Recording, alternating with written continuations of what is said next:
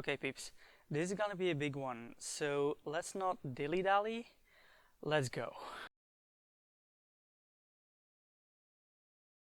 Hello there, I'm Simon, welcome to my channel. Today's topic is once again Avatar: The Last Airbender. Now, if you hang out in the nerdy corners of the internet, like I do, you'll often see these fan theories floating around. Sometimes it's just a question people ask. One of the most popular of these fan theorist questions when it comes to Avatar is this one. Can a metal bender also blood bend? Because there's iron in blood, right? And metal benders can bend that, right? Well, no. It's that simple. Metal benders don't actually bend the iron, but rather the earthy impurities within the metal. So unless your blood is particularly dirty, they ain't bending that. So there's your answer. You're welcome. But of course, that's not what this video is actually about. There is a different question that I haven't actually seen that much, but it's a lot more interesting. And that is whether or not a bloodbender might be able to bend other elements through bloodbending benders into bending. Can a bloodbender bend by proxy? It would make sense, wouldn't it? Because bending is as much a martial art as it is a magical power. Learning to bend is first and foremost about learning the moves. In that way, bending is quite literally a martial art. Because this is basically how real-life martial arts are being taught.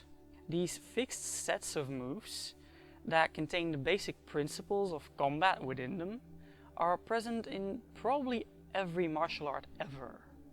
Think of Kung Fu, Karate, Jiu-Jitsu, Koryu, etc. They all have these katas, or formal movesets. And the reason is very simple, because these katas have several basic principles within them. And these principles are essential to the art, but they are hard to explain properly in words. And they are better taught through experience, by doing it and by feeling it. And by the way, just to be completely clear, this takes time. It takes years of repetition to figure out what those principles actually are. But I wasn't talking about martial arts. I was talking about bending. Now, the show makes it very clear that a bloodbender is able to bend the blood of people to make a move however they want, like a puppet. So theoretically, a bloodbender might be able to learn all the forms and puppeteer a bender to do them, thus bending through puppeteering. That would make sense, but would that really be enough? How does bending actually work? Clearly, the moves are very important to the mechanics of bending. How? How does waving around your arms move the elements? You're not touching anything. How do you make stuff move? And it's very selective too. Like, you flap around and only one specific type of matter starts to move.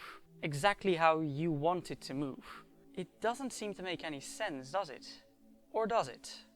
Well, if you think about it, it actually makes a lot of sense. It makes a great deal more sense than most magic systems. I mean, how does speaking a specific word make lightning shoot from a piece of wood? Not the point. The point is that by being this physical about it, it becomes more realistic that benders are actually doing something to influence the world around them, even if it isn't obvious what they're actually doing. So, what are they doing? I could hand wave it and say it's just magic or something, but that's not how my brain works. What is this magic stuff actually doing? And how are the benders manipulating it? Well, magnets. Kinda. Possibly. It appears they may have found the answer over on film theory, which is a little weird, because there is no film of Avatar: The Last Airbender. Anyway, Mata theorizes that waterbending might be basically magnetism, because of the way water reacts to magnets. Basically, water is polarized, so due to electrons being electrons, magnets repel water. And that can theoretically be used to shape it and move it around, without touching it at all. And apparently the flapping of the arms is actually manipulating the magnetic field, thus shaping the water. So I guess now that we're all getting vaccinated, we'll soon all be waterbenders. So what does that tell us about how bending actually works? Well, it shows that waterbenders may not be manipulating the water so much as the magnetic field. So this may be the cactus juice talking, but what if benders have something magnetic in their blood, allowing them to, well, you get the idea. We just went through it. At least the magnetic stuff is the case for water benders. For other benders, it has to be something that somehow manipulates other fields of forces, which then control other elements, in the same way that magnetism controls water. And that's about as far as I get without making up a bunch of fictional science that might hopefully fit all this. Now, I know, this sounds bonkers, but if you think about it, it actually explains a lot. First and foremost, the physical aspect of the bending. If bending is literally caused by something in your body, in your blood, then it makes a lot of sense that bending the elements involves very precise movements of your body.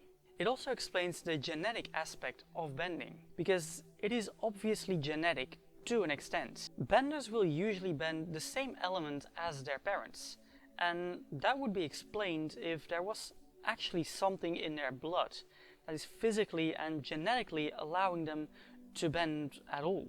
And that's not all, because you may remember this guy. Amon, if you don't remember, is a bloodbender.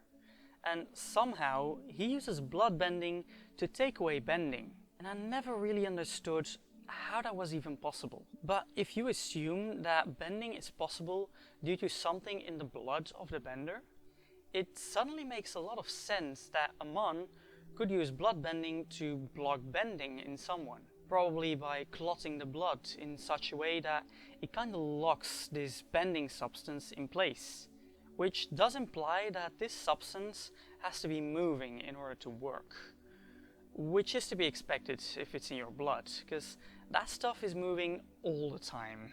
But let's be honest, there are a couple of problems with this theory. First of all, magnets affect water. But that's not the only thing they affect, like at all. Not even close. Magnets primarily affect metal stuff. So, according to this theory, waterbenders would also, and most importantly, be metal benders rather than water benders. And obviously, they are not. Then again, as far as I know, there are no equivalent forces that do the same thing for the other elements. And the theory, aka me, assumes those forces exist anyway. So I guess we can do the same thing for water. But that would remove the only aspect about this whole theory that is kind of grounded in reality. And as such, the only one that is not just speculation. Without magnets, this is just four forces of nature that may or may not even exist, and that only affect one type of matter, for the spirits know what reason. So already, this theory is crumbling. But it gets worse. Because this theory focuses on the physical aspect of bending. It states that bending is all about the exact motions. The thing is that that is just not true. The motions are important, but it's not the only factor. In fact, it seems that sometimes it's not even necessary. Because guess what? Yacone, Tarlok and Noatak, Amon, don't even bother with any movements. They can bend, bloodbend even, which only makes it that much harder, without actually moving, which quite definitively proves that bending is not actually that much of a physical thing. They can apparently do it just by thinking about it. How? Not to mention that energy benders stand completely still. Energy bending.